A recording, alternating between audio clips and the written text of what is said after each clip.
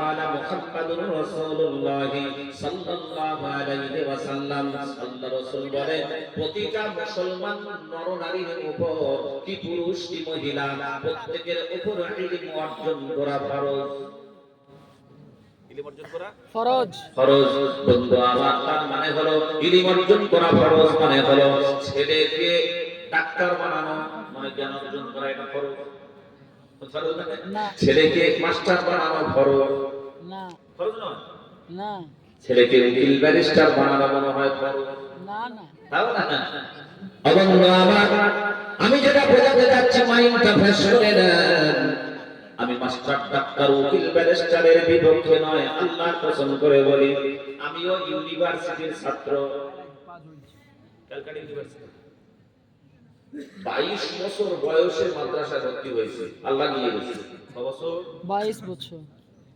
22 বছর এদের বয়স হয় না অনেকে।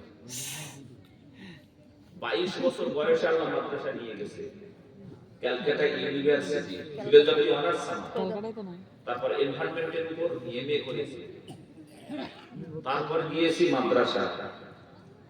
এইজন্য আমি জেনারেল শিক্ষার বিরোধী নই।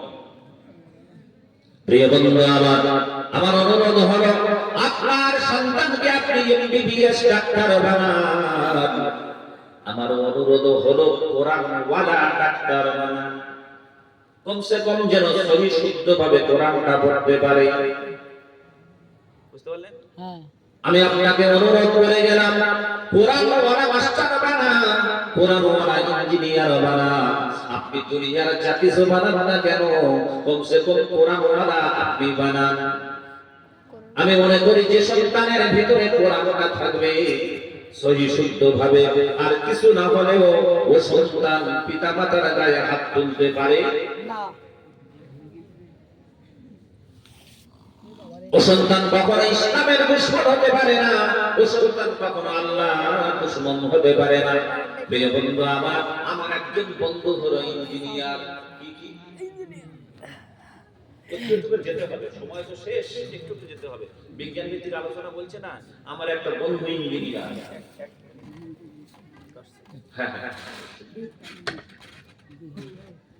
আচ্ছা, মাইকালাও ঘুমে গেছে, এটা শুনেছি কই মাইকালা বলো। আমরা ঘুমাচ্ছি, আমার মায়েরা আপনারা অনেক ধৈর্যের পরিচয় দিচ্ছেন। আমাদের আরো একজন আকর্ষণীয় বক্তা তিনিও আছেন, তো খাস করে তিনারা নারীর মর্যাদা সম্পর্কে তিনি আলোচনা করবেন, আকর্ষণীয় বক্তা। তো হযরত অনেক দূরের মেহমান, উনি আবার সফর করবেন, কিছুক্ষণের মধ্যেই চলে যাবেন। তো মায়েদেরকে বলবো আপনারা প্রত্যেকে শেষ দোয়া নিয়ে যাবেন ইনশাআল্লাহ।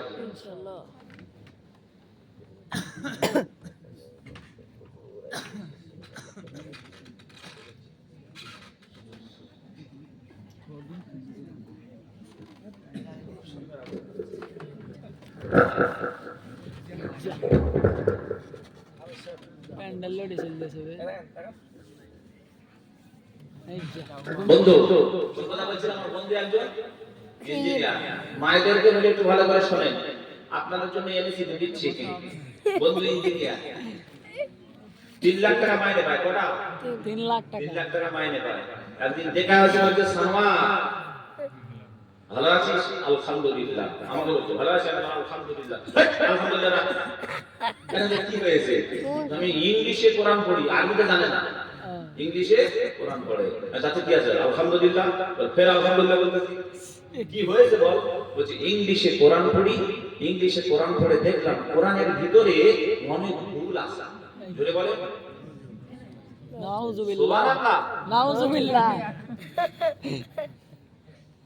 আচ্ছা, যে ছেলে কোরআনের ভিতরে ভুল ধরে, ওর মুসলমানের খাতায় নাম আছে মুনাফিক, নানা হাজি বা 5 ওয়াক্ত নামাজি। একটা বলবো, একটা প্রশ্ন বলবো, বলেন একটা প্রশ্ন বলবো, কোরআনের ভিতরে কি ভুল ধরেছে? আমি বললাম বিজ্ঞান একটু টাচ আছে, একটু বলো।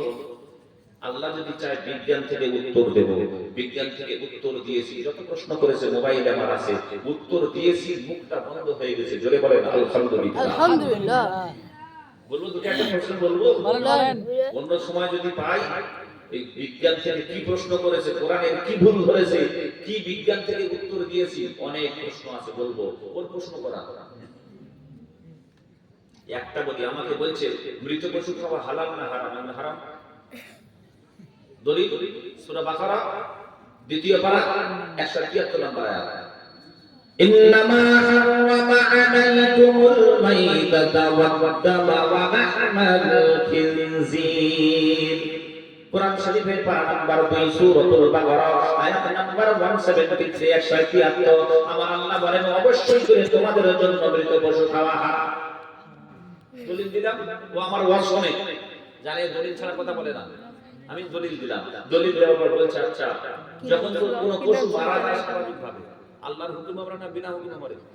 হুকুমে, আল্লাহর হুকুমে মরে। আমি বললাম তাই। এবার হচ্ছে প্রশ্ন, এ সাওয়া, তোর আল্লাহর হুকুমে তো আল্লাহ মানে না, তোর আল্লাহর হুকুমে যেটা মরছে ওইটা হারাম, তুই জ্যান্ত পশুর গলা কেটে দিবি, তারপর মারা যাবে, তারপর খাবি, ওইটা হারাম। এটা হালাল। কি উত্তর দেবে যদি অমুসলিম ভাইরা প্রশ্ন করে? কি উত্তর দেবে? ও তো কোরআন মানে না, বিজ্ঞান থেকে দিতে হবে না। আল্লাহ কোরআনকেও বিজ্ঞান মনে করেছে। আলহামদুলিল্লাহ, বিজ্ঞান একটু পড়েছি, বিজ্ঞান থেকে উত্তর দিয়েছি, মুখটা বন্ধ হয়ে গেছে। উত্তর শুনবেন?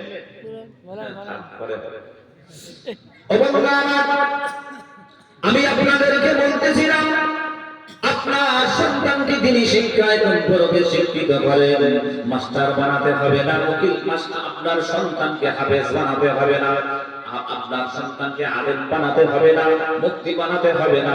যদি আলেম হাফেজ মুফতি যদি বানান, সেটা হলো সোনায় সোহাগা, সোনায় সোহাগা বন্ধু আমার। কিন্তু আমি বলতে চাচ্ছি, তাও যদি না বানান, কমসে কম আপনার সন্তানকে কোরআনওয়ালা বানান, যেন রিডিং ভালোভাবে কোরআনটা পড়তে পারে।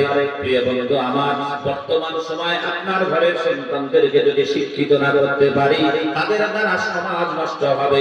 শুধু বেটা ছেলে নয় বন্ধু আমার, আমার মা বোনদেরকে যদি শিক্ষিত না করতে পারি, তাদের দ্বারা সমাজ নষ্ট হবে। বর্তমান সময়ে বন্ধু আমার, এই বর্তমান সময়ে শোনেন, ওই যুবতী বোনেরা ওরা একদিকে যায় মিস কল, অপর দিকে ডায়াল নাই, এদিকে আছে আছে, ও পুটি দুই হাতে দুজনে ধরাচ্ছে। ও মা, আপনাদেরকে বলে যায়, আপনি ভাবছেন আমার কন্যা হলো বর্ষাওয়ানি, ওই আল্লাহ জাতের কসম করে বলি, আমি গতকাল একটা ফেসবুকে দেখছিলাম, আমার চেনাশোনা মহিলা, তার বাম্মার বড় অহংকার বন্ধু আমার, তার বাম্মার বড় অহংকার। বাড়ি থেকে যখন বের হয় বিনা বরখায় বের হয় না, ও বন্ধু আমার, বিনা বরখায় বের হয় না। কিন্তু গতকাল একটা ফেসবুকে পোস্ট দেখছিলাম, দেখে অবাক হয়ে গেলাম। একজন যুবকের সঙ্গে এমন ভাবে ফটো তুলেছে জড়িয়ে, ফটোটা তো গোপন ফটো, নিজের কাছে থাকার কথা, তারপরেও যুবকের সঙ্গে ফটো তুলেছে, নিজেকে একেবারে সেটে ধরে যুবকের সঙ্গে ফটো তুলেছে। সে আর দরকার দরকার কিছু নাই, ফটোর ভিতরে দেখলাম আবার ফেসবুকে পোস্ট করেছে, ফেসবুকে পোস্ট করেছে। চিন্তা করতে পারেন? আহারে, চিন্তা করতে পারেন? মা বাবা নাকি মার অহংকার করে, আমার কন্যা ওরে পাতে না, তোমার কন্যা হচ্ছে আয়েশা। আয়েশা, এবং আমার মামনদের উদ্দেশ্যে একটু বলি, মামন আপনারা যদি একটু ভালোভাবে সন্তানদেরকে মানুষ করতে পারে, আপনার সন্তানের দ্বারা সমাজ কোনো ক্ষতিগ্রস্ত হবে না। আমি একটু আগিয়ে যাব বন্ধু আমার, আমার মা বোনরা হলো সাঁচ, মহিলারা হলো সাঁচ। সাঁচ যেমন হবে, প্রোডাক্টটাও তেমন হবে। সাঁচ যেমন হবে, প্রোডাক্টটাও তেমন হবে বন্ধু আমার।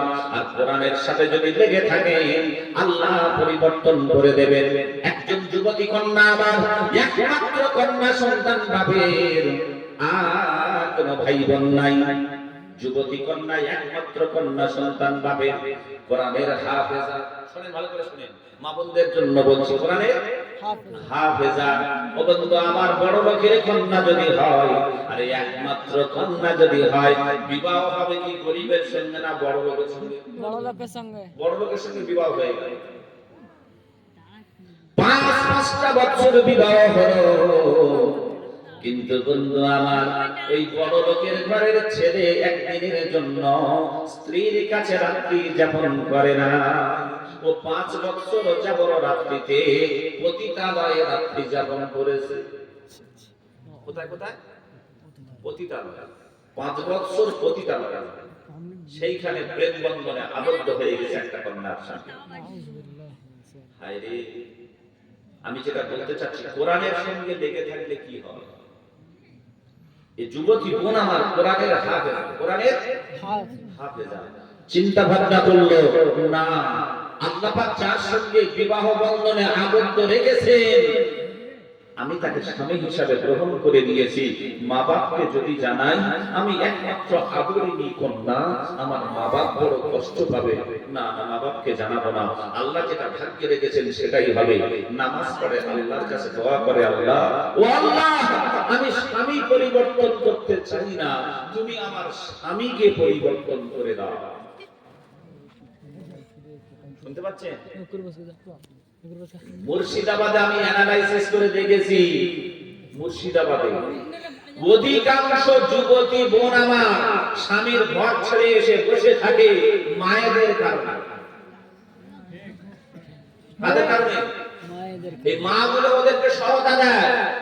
হ্যাঁ, জামাই কথা বলে চলে আয়, অন্য জায়গায় দিয়ে দেবো, আমি মা বেঁচে আছে। এদিকে মামুনেরা আছে আছে। এদের কারণে যুবতী বোনগুলো আমার স্বামীর ঘর ছেড়ে বসে থাকে, তারপর বুঝতে পারে কত ধানে কত চাল। মামুনদের উদ্দেশ্যে বলি, ওই যে কোরআনের হাফেজা যুবতী কন্যা আল্লাহর কাছে ফরিয়াদ করে, আই রাব্বি আল্লাহ, আমি আমার স্বামী পরিবর্তন করতে চাই না, তুমি আল্লাহ আমার স্বামীকে পরিবর্তন করে দাও। 5 বছর পর বন্ধু আবার ওই যুবতী কন্যার মনে একটু লেগে গেল, না না না, আমি আমার স্বামীকে যখন মেনে নিয়েছি, স্বামীর কোনো অসুবিধা হবে, স্ত্রী হিসাবে মেনে নিতে পারি না। 5 বছর তো এইভাবে সংসার কাটাচ্ছে নাকি, একটা রাতের জন্য আমার কাছে সময় দেয় না। ও চিন্তা ভাবনা করলো, আমার স্বামী গভীর রাত্রিতে চলে যায় পতিতালয়ে। প্রত্যেক দিন সন্ধ্যাবেলা বাড়ি ফেরে, বাড়িতে খাবার খাওয়া শেষে রাত যখন আস্তে আস্তে একটু বাড়ে, বিদায় নেয়, পতিতালয়ে চলে যায়। স্বামীকে আবদার করলো, ভালো করে শোনেন, স্বামীকে আবদার করলো, প্রিয়তম স্বামী, কি বলছে, দেখো তুমি যে রাতে উঠে যাবে, ধরনা উঠে যাবে। যুবক বলছে, স্ত্রী বলছে, স্বামী তুমি যে আমার স্বামী, গভীর রাত্রিতে বাইরে চলে যাও, অন্ধকারে অন্ধকারে রাস্তায় কোনো অসুবিধা হতে পারে। স্ত্রী বলছে, ওগো প্রিয়তম স্বামী, আমি মনে মনে ভাবলাম অন্ধকার রাত্রিতে আমি তোমার স্ত্রী হিসাবে ওই রাস্তাটা দিয়ে দিই। এই বাচ্চা, কথা বলছো কেন? কি ঘরের সন্তান রে? এত মানা করছি, তুমি কথা বলছি, বলছি চুপ করো, শোনো না, তো উঠে যাও। একজনের জন্য ডিস্টার্ব হবে। যুবতী বোন বলছে, আমি অন্ধকার রাত্রিতে তুমি আমার স্বামী, তোমাকে আমি ওই জায়গায় আগিয়ে দিয়ে আসবো। স্বামী বলছে, তাই কখনো মানা যায়? বলে, আমি কথা দিলাম 5 বছর তোমার সঙ্গ না পেরো যে স্ত্রী ঘর করতে পারে, আমি কথা দিলাম ওখানে গিয়ে আমার মুখ থেকে কোনো কথা বের হবে না, আমি শুধু রাস্তা আগিয়ে দেবো, চলে আসবো। আমি তোমাকে মহব্বত করি, বড় ভালোবাসি। যদি তোমাকে মহব্বত না করতাম 5 বছর এই রকম ভাবে তোমার কাছে আমি থাকতে পারতাম না। এই কথা স্বামীর মনে লেগে গেল, সত্যি তো তাই, ঠিক আছে মেনে নিলাম।